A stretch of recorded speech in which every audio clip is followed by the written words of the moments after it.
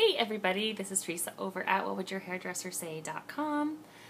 Still in a hotel room, as you can tell. Been traveling a lot this last few weeks, so I thought I'd try to answer some questions. I had, something that come to my mind that seemed to always pop up with my clients, especially the girls. I'm sure the boys had issues with this too, so this answer would apply to both. And the question is, I really, really, really don't get along with my parents. What can I do to change that? There's a lot you can do to change how you get along with your parents. And I look back at when I was a teenager and I'm like, oh my gosh, sorry Mom and Dad. I think I was pretty mouthy. And the reason that I was mouthy is because I was like, hey, I don't like how that is. I don't like that rule. I don't like how this is going. And I would just get mouthy about it. And instead of just saying, hey, Mom or Dad, I just really don't like how you talk to me. I don't really like how, you always say, because I said so. Or you tell me to do something and I don't understand why, and you don't want to explain it. Like, I have a brain and I think that I would like to learn from you. Would you please explain? And I see that happening a lot with kids that they are just having this huge communication issue with their parents. And what I always say to my daughters is that when you're not being straight up with somebody, it means that you're acting out sideways. And how that looks is like one kid could like lash out and become mouthy like I did, where another parent or another kid could become kind of passive aggressive, where like, yeah, I'll clean my room, and they don't. Or, yeah, I'm going over to my friend's house and I'm actually going to a movie with my boyfriend. All sorts of stuff where you check out, or you go spend time in your room, you're watching movies in your room, you're just not hanging out with your family. And what happens is the relationship starts to erode quickly. So my advice to kids, and to even my own daughters, if they're having an issue with me or I'm having an issue with them, is talk about it. Okay? Talk about the actual behavior, all right? So a lot of kids get into trouble because they start getting disrespectful with their parents, okay? And they often will say, well, they don't deserve my respect because they don't treat me with respect. And my response to that is, you treat people with respect because of who you are. It has nothing to do with the other person. You want to be able to look yourself in the mirror and say, I handled that well. Now, it doesn't mean you're going to do it perfectly. It doesn't mean you can't look back and go, yeah, I could have done that a little different, and this is what I'm going to do next time. But thinking that you can just mouth off to somebody because they're rude erodes your character. You're right? Okay, so, and being victimized erodes your character also when you just sit and take it. I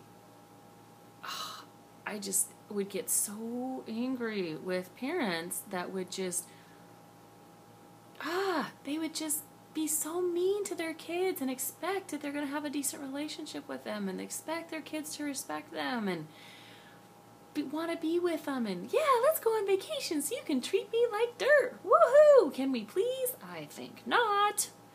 So I get really frustrated with parents more than I do with kids because parents are the ones that are supposed to be teaching.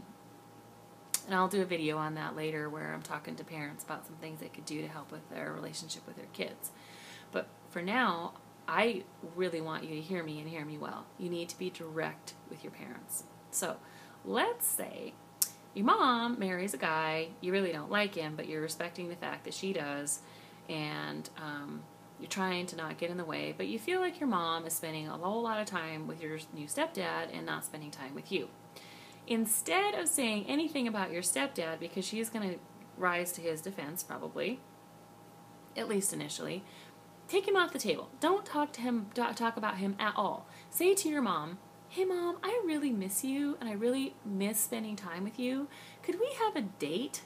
Could we just have a mom-daughter date, shopping or water skiing or surfing or riding, horses or whatever it is that you love to do, do it, okay? But see, you see how it's a little different. You said to her, I miss you, instead of, I really hate this guy you married. You see the difference? There's a big difference. And really, if your mom spent time with you, this new stepdad wouldn't be so annoying to you, right? Okay, so let's say that your dad is kind of like Hitler, and he's like, you need to clean your room, and you need to get off the phone, and you need to do all this stuff. Well, what if you went to your dad and you said, hey, I get what you're saying, and I totally agree, you know, like I do need to clean my room. I mean, you need to throw him a little bone here, okay? I agree with you. However, I really, really, really don't like the way you talk to me. I would really love it if you would just say, hey, would you please clean your room? And I would love it if we had a relationship outside of you telling me what to do.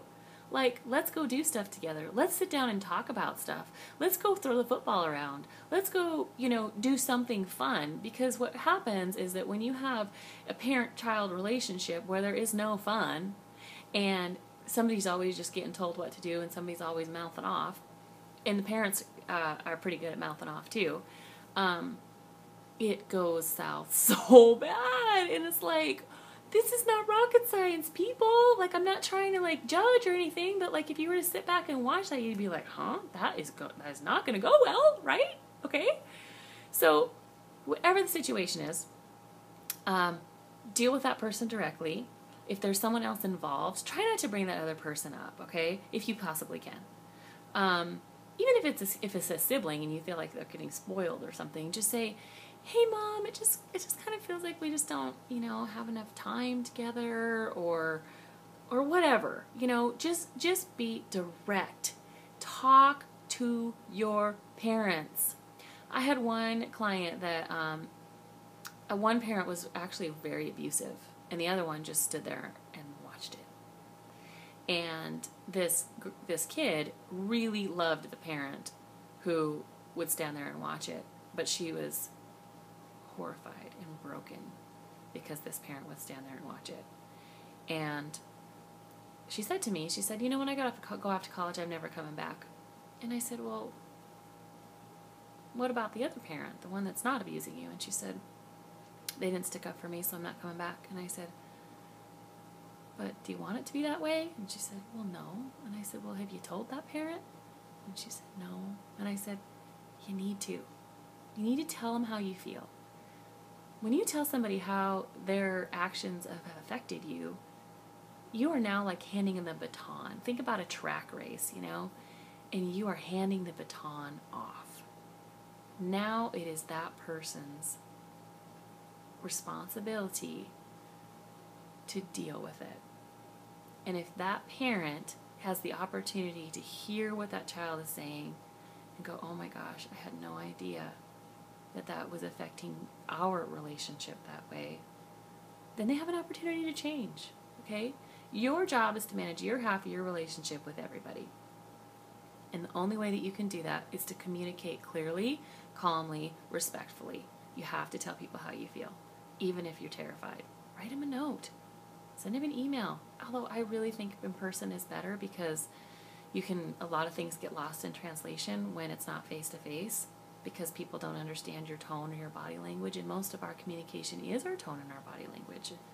So if you can do it face-to-face, do it. If you're worried that you don't want to cry in front of that person, put on waterproof mascara. It'll be okay.